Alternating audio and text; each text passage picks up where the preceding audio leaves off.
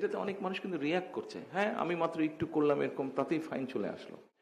দেখুন, গত কয়েকদিন ধরে সোশ্যাল মিডিয়াতে আমরা দেখছি যে ট্রাফিক আইনের যে বিষয়টি এখন যেহেতু এআই দিয়ে করছে, মানে ওইটা বর্ডার ক্রস করলে অটোমেটিক চলে যাচ্ছে।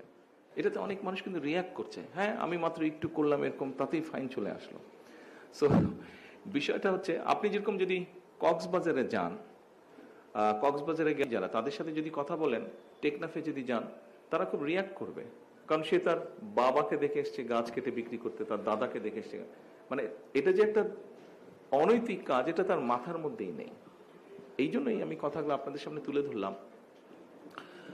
আপনারা পারবেন, আমরা হয়তো শুরু করতে পারবো, আমাদের চেষ্টা দিয়ে শুরু করতে পারবো, কিন্তু টেনে নিয়ে যেতে হবে আপনাদেরকে সাকসেসফুল হতে হবে। অর্থাৎ মানুষের এই কনসেপ্ট, পারসেপশন, এই বিষয়গুলো কিন্তু বদলাতে হবে আমাদেরকে।